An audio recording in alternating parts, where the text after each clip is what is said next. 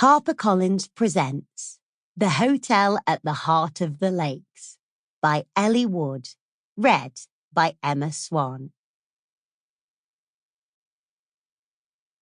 On the summit of a Cumbrian mountain, you're that little bit closer to the stars.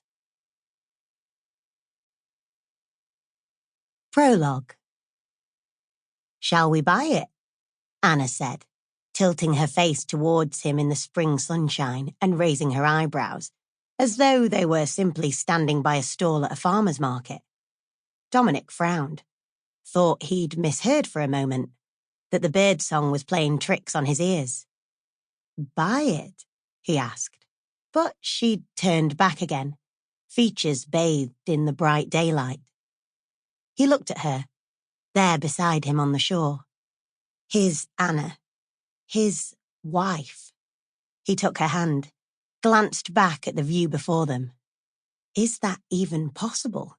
He thought to himself, as her question looped through his mind again, like a song thrush in the sky.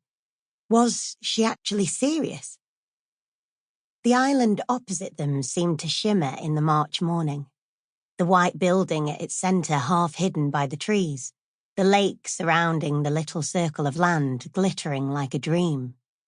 "You mean before we've even finished the honeymoon?" he asked with a laugh, expecting her to squeeze his fingers fondly, say it was a joke, a fantasy to be shared like a dessert. But Dominic knew Anna better than that. She believed dreams could be spun into something solid, the same way grains of sugar could be transformed into glistening strands of gold. Look at the two of them, after all. She'd been a memory in his head for so long. Now she was here, next to him.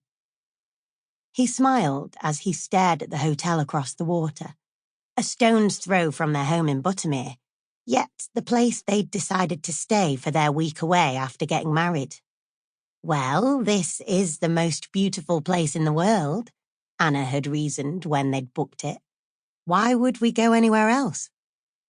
He'd spent so many years, more than 1,000 miles away from the lakes, and now they were together. He didn't ever want to leave. Not when even Katrine and Mateusz had encouraged him to come. His precious children, all grown up and seemingly twice as wise as he'd ever been. He couldn't wait to show them this spot, tell them how he and Anna had imagined living there, across the water, pictured themselves swimming off the private beach, strolling in the gardens as they grew older, perhaps even welcoming guests of their own to the 7 picturesque suites, watching their jaws drop in awe as they landed on the little wooden jetty and stepped onto the island for the first time. His son and daughter would smile and say it looked magical, that it was nice to see it. What a location. Perhaps he could take them for a meal, share a little of the dream with them too. Though, if he was honest, the hotel looked more impressive from this vantage point opposite in Keswick's Crow Park. The building was a ramshackle mansion in reality, in need of much love and care. Faded, but still with a charm. Anna had said earlier that it had been handsome in its heyday, and Dominic hoped she didn't think the same about him. Had she honestly meant it? It was more than they could manage, even if they could find the money. But surely Anna didn't mean it. They were on their honeymoon. It was supposed to be a break from reality. He knotted his fingers through hers as the warbling birds filled the sun-soaked silence, and Derwentwater's reflection twinkled in her eyes. Chapter 1. "Good morning, the Lake Island Hotel. How may I help you?"